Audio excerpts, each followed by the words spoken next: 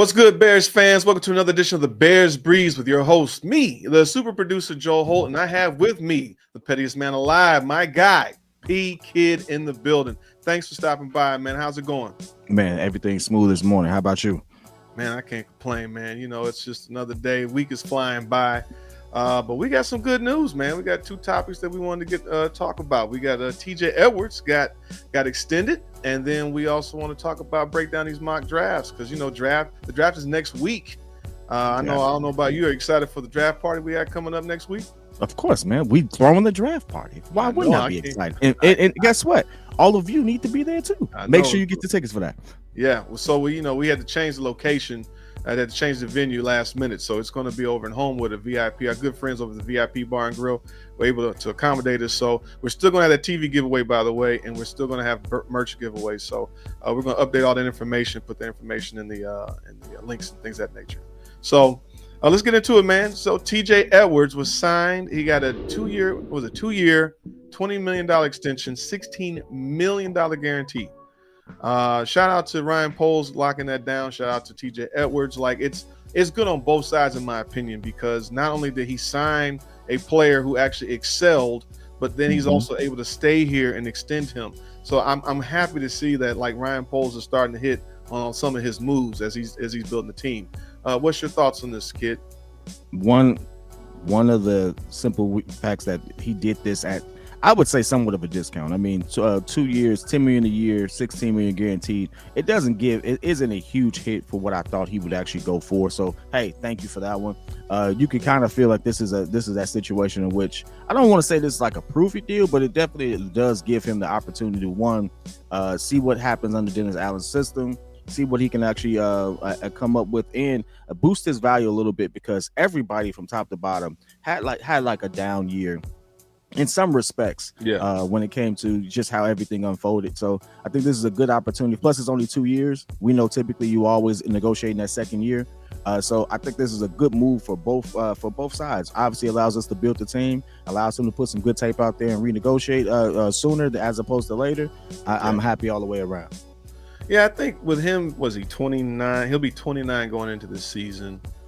Even if they restructure or give him a new contract, he's probably going to end up with another a 3-year deal, so to speak.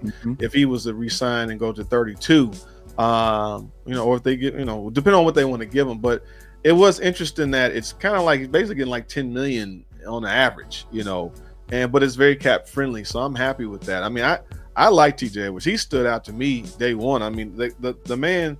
I don't have my soundboard up, but the man's a dog, and so dog, so the fact remains, like, he's a building block on this defense. I am very interested to see how he is utilized in this Dennis Allen defense, because maybe we see more sacks out of him. That's the thing with that cover two that we were running, a lot more coverage than it is, aggressively going after. So you're not going to get big sacks out of your linebackers in that previous defense. This defense, I mean, if we get 8, you get 8 sacks out of a linebacker, that's pretty good. Last year he had 129 tackles. 129 tackles, 4 sacks, 6 hits, 4 sacks. The year before that, he had 155 tackles. The year before that one, actually in Philly, he had 159 tackles in Philly. So he gets tackles, but they didn't really use him as a blitzing linebacker like that, neither in Philly, where he only had 2 sacks. So he had 2.5 sacks. He actually had more sacks last year than he had in his career.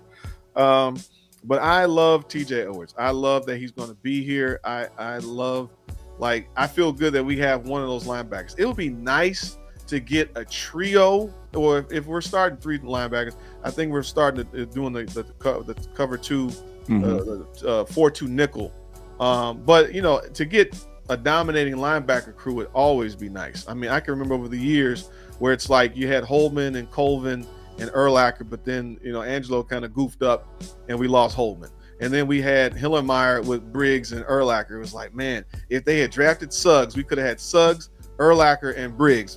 We can't get that dynamic, like, all the way trio. But if this is a dynamic duo, hopefully we see also a resurgence with Tremaine Edmonds, because he's kind of been I guess you could say a disappointment, but it's also based on how they used them in that defense. Again, it's a clean slate for everybody. But having TJ Edwards as a cornerstone of this defense of the linebackers, I'm happy with that. You know what? The name that you mentioned, Tremaine, huge disappointment when it comes to like what we expected. I mean, if you go for value, I know that this is, slightly different because they're both linebackers, but he's inside linebacker. Yeah. I mean, 110 tackles, 60 solo, 1 forced fumble, and 1 INT. We're talking about somebody who's getting paid he's getting paid $15 million. He's getting paid realistically all the TJ Edmonds in guaranteed money next season. So you expect to see a little more out of this because it's like, but again, like you mentioned, clean slate for everybody. Hopefully this is something that pans out. If not, I think we can actually see as we go into our next topic, talking about final mock drafts and stuff like that, and what we think. Maybe they actually draft somebody to kind of help with this because there's a lot of money to be given up for somebody's only giving you one sack. Yeah. Well, with TJ, I think he was making $5 million this coming up last year. Next year, the Bears would have they project to have $66 million in cap space. And Tremaine right now, he would make $17 million next year. And I'm not saying that, in a way that do I want to move on? I want him to play well. I think he's going to, I want him to do well and be worth the money that they're paying. $17 million next year. God dang. Yeah, he's this year, 2025, he is projected to make, as it takes a second for some reason to load, probably in the same ballpark. So hey bro. Listen, all I'm saying is great job by Post to lock up somebody, gave you the same production. You gave him guaranteed money over 2 years, the same amount of money you coughed up in 1 year. So correction, TJ Edwards is going to make $7 million this year. And Tremaine is making 17. If you fast forward to next year, 2026, so basically what they're doing is giving him like a little bit of a raise. So he would go from 7 million to he would go to probably about 10 million that next year, 2026. So Tremaine is 17 million, and that will put, because actually if I'm correct, his number was going to drop. Where's TJ at? TJ, his number, where'd it go? TJ. Well, the idea is that it's still a cap-friendly deal for him. That it's not going to necessarily break the bank when it comes to the Bears building out this roster. And I've been kind of hinting that even in the draft, do they look at a linebacker eventually? Like everybody's like all caught up in the line and this and that. They may think that they've resolved a lot of their problems, and now they're going to start fixing little holes. Yeah. They still need to upgrade the running game. The defensive line, I mean, they signed Dayo. They didn't sign him with that type of money to be, or Dio. They didn't sign him to be just a bit piece. He's supposed to be the defensive end. You created more depth with Grady Jarrett, so you have like a defensive line that should be able to compete. So, does that mean, with them getting rid of Sanborn, are they going to look in the later rounds, say fourth rounder, and find them a linebacker? So I wouldn't be surprised if they end up doing that, where they're starting to make these plans. If Tremaine doesn't work out, you got TJ locked up. As long as he's healthy, he's probably going to be here. He might be able to kind of retire in Chicago. Hopefully so. Hopefully that's the situation that we're shaping up for, because that's a lot of money, dog. I didn't realize he was getting so much. Like I knew Tremaine's contract was a larger contract, and I'm not saying he didn't deserve it. I mean, you take the swing. Sometimes it works out, sometimes it don't. So far it hasn't, but right coaching, maybe it does. But you do have to plan accordingly, because you can't. I think the only out they have in Tremaine's contract will be in 2026, right? I think I mentioned we talked about that on another pod. The only out that they have will be after this particular season. We still have some dead cap, but his free agent year is 2027. His contract expires after that. So he has no more guaranteed money after the season, right? His dead cap is $2 million next year. Yeah, so that's the out. It's not too bad. That's not too bad at all. So I mean, I can see exactly where you're coming from. Like maybe you take that swing on drafting a lineman now. Maybe second round, because I think first round is kind of sold up, and we can get into that in a second. But no, more like fourth, because fourth? because you can find you some alignment. I mean, there's tons of you can find anybody anywhere. I mean, for somebody to get you one sack, I'm pretty sure you can find him in the fourth. Yeah. I mean, because like Noah Sewell, he hasn't really panned out, you know, and I don't. Again, now everybody gets a clean slate. They might get used better under Dennis Allen, you know, with the scheme that we have. But you know, he's also after Noah Sewell's free agent year is 2027. So you do have to start looking at your linebacking core of how like who's going to be here for the future. And clearly Edwards has been, you know, he's been re-signed, and he's part of that. He's a building block for the team. So I mean, with that being said, I mean, we can move on to the next topic. Man, we got to talk about this draft, man. We got to talk about just the Mel Kiper's final mock draft. And just final mocks period. First of all, Mel Kiper has like 1,001 mock drafts. He don't just have a 1 draft, 2 draft. He has a 1, 1.5, 2, 2.3, 3.7. He got all these other ones out there, which means there's a bunch of stuff that he don't know. Which, again, I can't. The way he says it is, I'm giving you what we're hearing. We're following the tea leaves. That's the way he describes it. So he's not saying, hey, this is set in stone. We're just going based off of what we've heard leading up into this final week. Okay, I can respect that. But with all that being said, he still got 1,001 of them. Right. You got a chance to see it. We got a chance to see it. How do you feel? First of all, how do you feel about Mel Kiper and his drafts, period? I just got to know that. You know, as a long time, like just NFL fan, I mean, I still in the back of my mind remember that one GM just cooking Mel Kiper. They're like, who is this dude? Like, so I always, I look at him like, has he ever really been right? You know, it's just, he's a great guy for TV to look up. He's great for us because he gives us guys to look at. Because once this year is done, all that stuff really doesn't matter anymore. The next group. Yeah. And so whether you're right or wrong, you know, if he's about this player, that player, oh, this guy is a top 10. It is so funny when you go back and listen to old clips of like any of these guys, and they'll say this guy was a top whatever, and then you totally like flush that out of your mind, like they were wrong about this guy, or they might have been right about this guy. Yeah. So I don't know. When it comes to Mel Kiper, I mean, it's tickling the ear, so to speak.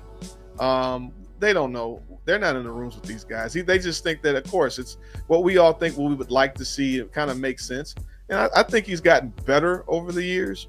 And so, you know, I mean, when you look at his draft, so he has us taking Tyler Warren with the 10th pick, and which is a kind of a gritty, tough, tight end that does everything, block, run, pass, some of everything. He's a weapon, like an ultra back, and which is pretty cool. I think we haven't had something like that in a while, and I think it complements this offense. Like, I'm okay with that. And then in the second round, he has the Bears taking Travion Henderson. I'm not mad at that either. That's not bad. You got a shifty, fast running back. If he can block and he can, what's the drop off between, Genty? Because like Hampton's he's a big back. He is, like I said, he's actually probably like a faster Roshan Johnson, honestly. He's a stout 220 pounds, 6 foot some, running back. But, now you're looking at the smaller guys. Like Travion, is he a more stout DeAndre Swift, a better runner? The funny thing about these particular drafts and all these mocks, like I know we fight over like what you should do, anything. Everything is a need here. We need a running back. Like a running back is going to go high. We either taking them in the first round or the second round. It doesn't even matter. Do we really need to? That's the problem. Like, we don't know if they're stashing the best secret, the best worst known secret of Ian Wheeler. No, dog. With listen, I get you. I respect. He's fast. I totally understand it. Right? Yeah.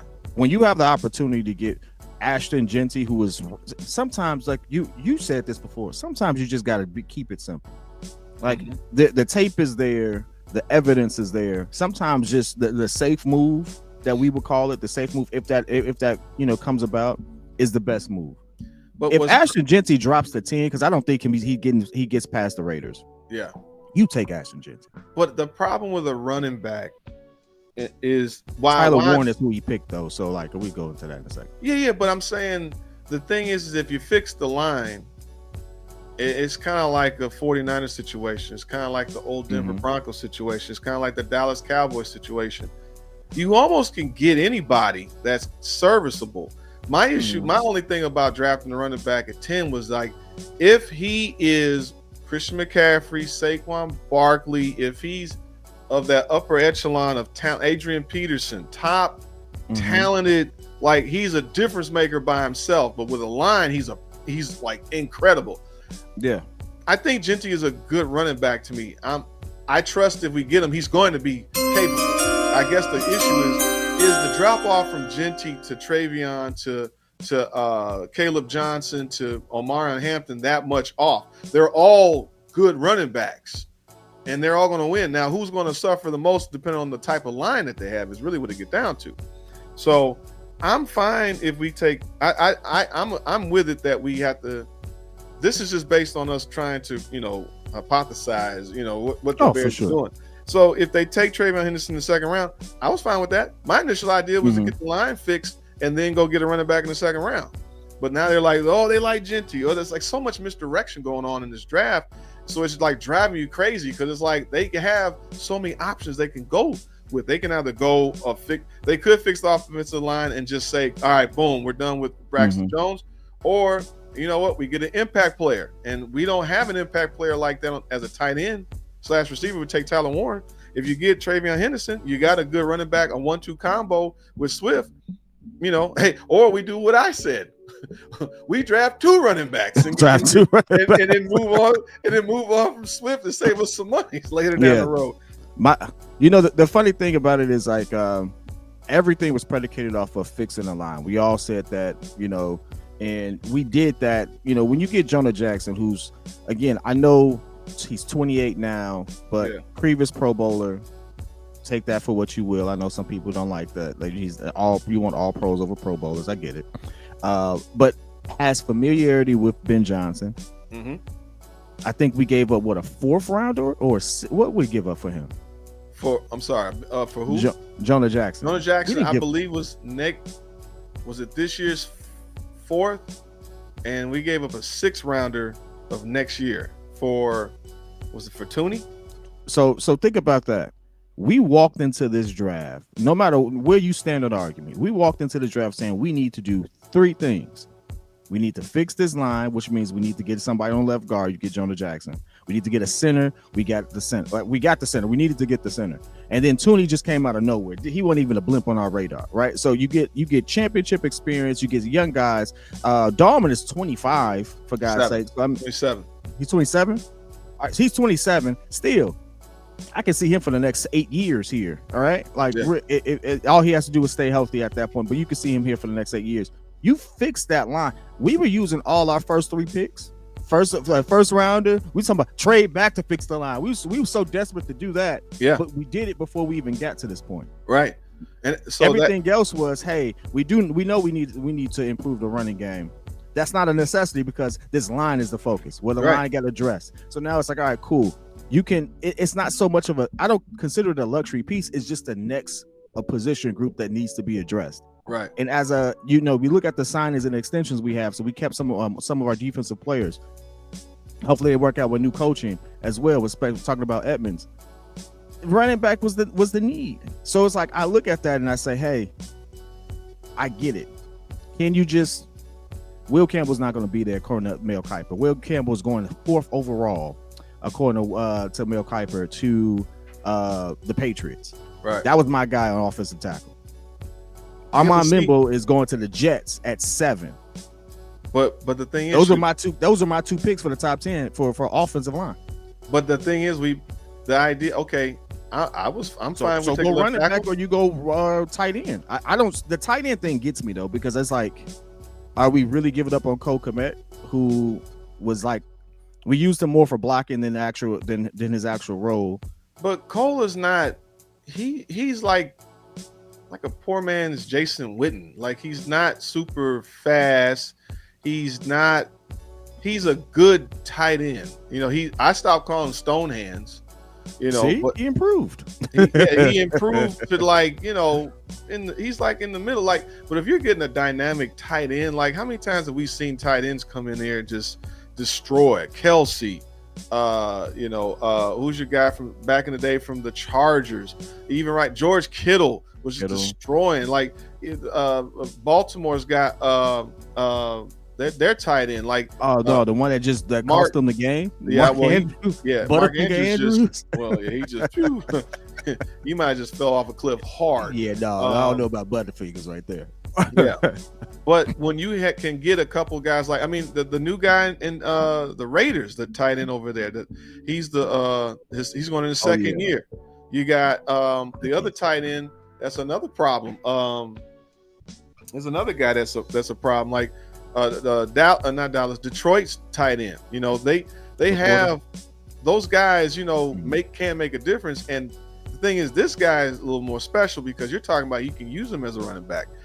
He's almost you would almost be getting the guy from the Saints, the Taysom Hill type. He's probably more of a Taysom Hill type, but you don't have to be as gadgety with him because he primarily will play tight end, but you can use him for stuff. And I like the idea of being able to run.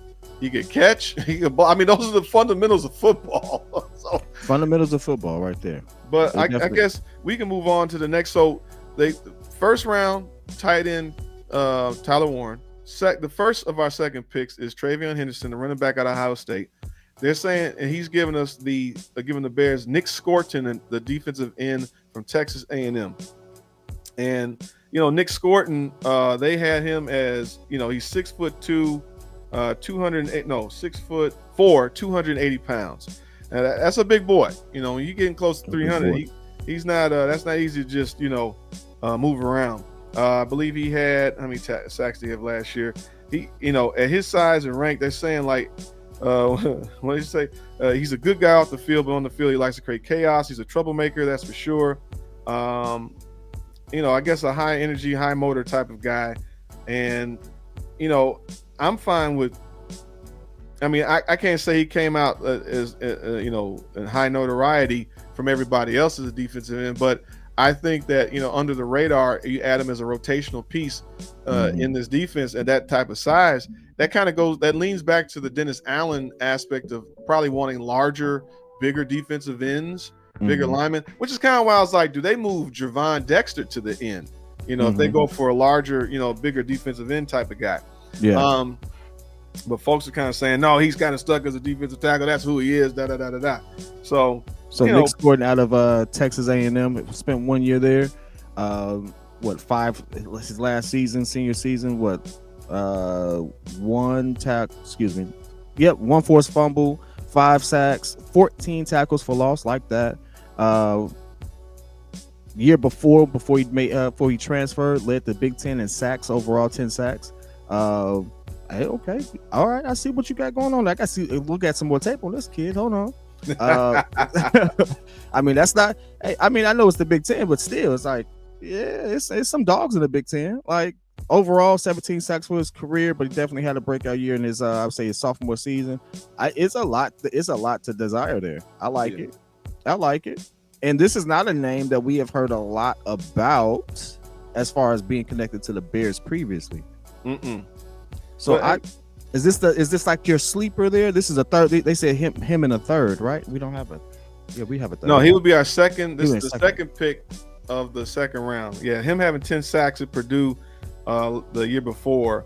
Why? Maybe new scheme as he transferred to the SEC. And see, that's the thing. Is the SEC a little more? It's a little more difficult because you're going to get more pro level ready players. So you got 10 sacks in the Big Ten, half of that in SEC. So you wonder where that is, if it's competition, if it's was there more behind that in terms of maybe his health or what have you. I mean, he played 12 games last year. They had him playing linebacker at Purdue, and he played 11 games there. So I don't know, maybe just a whole switch, and he's kind of bouncing around to find his home. So I trust the scouting to see what they do if they were to pick him, but it makes sense to address the D line in the second round. And then if you go to the third round, he has the Bears selecting Ariante Ursery, the tackle out of Minnesota. and I like that pick. I was like, yeah, that's your guy, ain't it? I've been he's been sticking in my head in terms of kind of like Amagachi was last year. I was like, well, the only one left is Amagachi, and I was like, yeah, we gotta tackle. We address the tackle. Man, they played nobody. Man, they played nobody. Man was sitting there, and his hardest competition was them school books that year. What are we talking about? I think that, when you look at Ursary, he's a guy that could compete for that left tackle position. So I like that we're creating that. I mean, to me, why are you drafting this guy? Is 6'6", 320 pounds. Just a solid cat in my opinion. And I don't know if from him to Zabel to Wyatt Milliam, because they say this draft is full of guys kind of in the middle. Like you got maybe one or two upper echelon guys, and then it's a lot of just solid players. And I feel like you get this guy, you can put him in there. And again, you get him. We don't know what's going on with Braxton Jones' ankle, and it sounds like the ankle injury he has is it's probably one of those situations where he broke the ankle, right? But the ligaments, the worst thing in the world for those type of situations, you almost need everything to tear so it can actually heal right. When this stuff ends up probably stretching to a point, that elasticity of that muscle is probably killing him to get back to healthy. So it's probably taking him forever to get back and get healthy, which is why it's not just a regular ankle, it's everything else wrapped around it. And we don't know if they're going to coach up Amagachi. Amagachi could become a left guard or a future guard, because he was only here last year as his rookie year. So Tooney, we're probably going to get 3 years out of Tooney. I'm only banking on 2 years to 3 years with Tooney. I'm only banking on 2 years for him, but you know how I feel about Amagachi. He gonna have to prove it to me. That I am so out. Hey, man, nobody come get my, nobody. Everything. His eyes was almost closed, bro. That's how I'm like, bro, you can't have that on tape and then you look like a turnstile on a field. No, you can't do that, my G. No, you can't do that. You can't do that. I'll tell you this. I'm just excited because the funny thing about it is that, and this is not to throw off the topic, but the other teams around the league, there's so many teams in turmoil right now that everything could change. Mm-hmm. There's so many people, like the last tidbit I heard before hopping on with you was there could be 4 QBs drafted in the first round. That's great. I mean, it's perfect, right? It's great and for so us. We may be able to get the guys that we didn't think we would be able to get, right? But it's just like I hate to say it, but I really need to know what the Saints are going to do. I really need to know what the Browns are going to do, because if the Browns don't take, Mel Kiper has them taking, and just to add Travis context to this, he has them taking. Say it again. Travis Hunter, and then potentially trading into the first round to pick up Shador if he falls past Pittsburgh. I think honestly, that type of shifting right there, somebody who deserves to be in that top 10 is going to fall simply because the team has a need, not because they didn't deserve to be a top 10 player. I think that Shador goes to the Giants. I think it makes sense. I think people are like, it doesn't make any sense to do that. What the Giants did was probably one of the smartest things that GM has ever done, because he blundered it last year. You signed Russell to bridge you to get you through this year. You have Jameis as a backup because he's the backup, and then you draft Shador, who is your future. Russell Wilson's not going to be here, and you for sure don't trust Jameis Winston to be your quarterback. That dude, he throws the ball away too much. So I think it makes perfect sense that he goes to the Giants. And maybe they didn't want to sit there. I think they pushed it off all this time to not create the pressure. Shador, because the media is so crazy over there. It didn't make sense for him not to take Shador. So if he goes from 3 to 9, why would he do that? It's like they need a quarterback. So if he goes to 3 to the Giants, that pushes Abdul Carter down. Abdul Carter. But check this out. So Cleveland picks up Joe Flacco. They don't have a starting quarterback. Kenny Pickett is not their quarterback. So maybe they take Shador too. But so if they take Shador, now you have Travis Hunter there, who is probably the best player in the draft. Right. Who now you got a team that's like, yo, we got to get this kid. Well, he doesn't go past 4. He Travis shouldn't Hunter go goes. past 4, but the Travis Hunter Patriots don't goes need to. him. Yeah, I think the Patriots. He makes more sense to the Patriots. Now you give what's it called, a weapon. The quarterback over there gets a weapon with Travis Hunter. Hey, listen, I get what Pat said. I get what everyone else has said, but the Patriots need a line. The Patriots needed a line worse than Caleb needed a line. Like you that's the pretty pick to go Travis. You give him a target, stuff like that. But if you keep Drake May upright more, which is you investing in the line, you might have an opportunity with what you already have, will be able to pick something later in the draft. It's no way that you sit there and pick Travis when you need so much help. And then that shifts where Ashton goes. That shifts where that changes what New Orleans does. I don't think it changes where if Genty goes to the Raiders, that doesn't change anything. What that does change is that if Shedeur goes higher than 9, that pushes Jalen Walker down. That might push Armand Mimbo down. It might mess up everybody's board. It probably still puts us in the Tyler Warren Tyler Warren could go early because he's been all over the place. He could go. He could go to the Carolina Panthers too. They need a weapon for Bryce Young. It may not be that Jalen Walker goes there. So it just depends. Like the couple guys get pushed down if Shedeur goes higher. Then if he goes higher than 4, that's changing a lot of people's boards. The one thing that hasn't been talked about enough is, and this is just since I've been doing the show with you and Pat, they didn't entertain a lot of trades in these mocks. A lot of these mocks are as is, none of the rumors of anyone trading in, which is typically where you would get some of these rumors, right? They're kind of divulging that information. We haven't gotten a lot of that this season. No. So and it's weird because that now, like, we know someone's going to make a trade. Someone's going to do something stupid. Yes. Well, not necessarily stupid. They're just going to make trades. They're going to make trades. There's trades all the last few years has been trades. The Texans made trades where they ended up doing some stuff. We made trades that no one expected. Even in the draft, we traded that number 1 pick to get to 9. Then we went from 9 to 10. You're gonna get these guys don't know that. It's just an objective of all right, we'll just put something out there. This is what we think could happen. Again, I think that will be interesting. Like Pittsburgh, for example, they may really want, Shedeur, for example, and they may have to make that trade where it's like, okay, we got this contract situation with TJ Watt. We might be able to package and move up, but everything is based on, I think, where Shedeur goes. If he goes 3, then it's just about Jackson Dart after that, and that's if they even want that dude. So it just depends on the Giants. To me, actually can control the draft from here. I think it's everybody saying Cam Ward to number 1 for the Titans. Fine, it's fine with me. That kid is not number 1 QB overall. Hey, you know what? If he's the next, who's the Indiana Colts? Anthony Richardson. He's the next Anthony Richardson. Okay.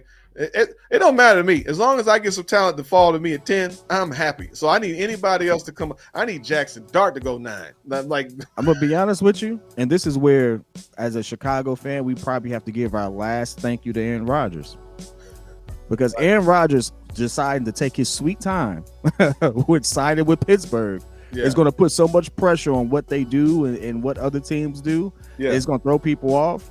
I'm saying that in the context of somebody's going to fall to us that I don't think we should be there. I don't know if it's going to be Will Campbell. I don't know if it's going to be Mason Graham. It may not be Ashton Genty, but all of these names that we're looking at Mel Kipers, there's 3 of these names that I'm like, hey, depending on who decides to get Froggy, one of these guys is going to be there. Mm-hmm. And at that point, it's just like, do you really pass up Mason Graham to get Tyler Warren? Well, you can't do that. I think it's just about you really pass up Will Campbell for Tyler Warren? I don't want to take a cornerback. We were talking about Will Johnson this morning. I'm like, I don't. Why? If we do it, I will trust that these guys are building their team. Okay, and if you can if that means that you got to take Will at 10 because you feel like there's a deficiency in the secondary because you don't know what's going on with Brisker, and it keeps our team, solid. Like maybe you move Tyreek to safety. I don't know. You might switch some things around. But the idea is that I'm gonna trust what they want to do because first of all, it's the unknown. Even though we're getting the Lions, like the Ben Johnson offense, they're saying it's not going to be the same offense. There's going to be variations. So if they get a certain player, and let's just say they get a workhorse back. All right, well, now we got the 2 running back situation based off the way that our line blocks. This is the type of offense that we're going to have. If we get the tight end, all right, we're going to make some different variations of what this offense is going to be for this tight end, and that factors in with our receivers. Because it's already going to be different because we already lost Keenan Allen. Yep. So, the 2 receivers with DJ Moore and Rome being our 1 and our 2, it's already going to be different from what it was last year. Don't we get a compensatory for that? No, I thought it was depending on how much he signed for. If he left, then we get a compensatory like 3rd or 4th round pick.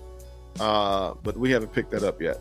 And I think too, we got Zacharias, we got our new slot guy.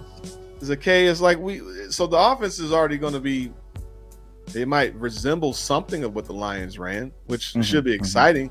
But, I think that Ben Johnson's smart enough to figure out, it's not a boilerplate offense. We're going to cater to what our talent is, and that's what good coaching is. It's not, I need you to fit this. I'm going to make this fit you. So we'll see what they do. Hey, man, we'll see what they do, and I'm looking forward to it, man. Also looking forward to you all tuning in with us at VIP next week. Come through, celebrate with your boys, whether we win this draft or not. We're looking for a good season. So go celebrate 50K with us on the Windy City Breeze side of things, man. Help the Bears Breeze get the 50K while you're at it. There you go. That's what I'm talking about. As well as the Breeze. We got the Breeze, we got the Bulls Breeze, we got the Bears Breeze, we got the Windy City Breeze. We got all these breezes, man. A lot of breeze going around here. So on behalf of my guy, the Pettiest Man Alive, P.Kidd, I'm your boy, Super Producer Joel Holt. Thanks for tuning in. We'll catch you on the next episode. Be good. Peace.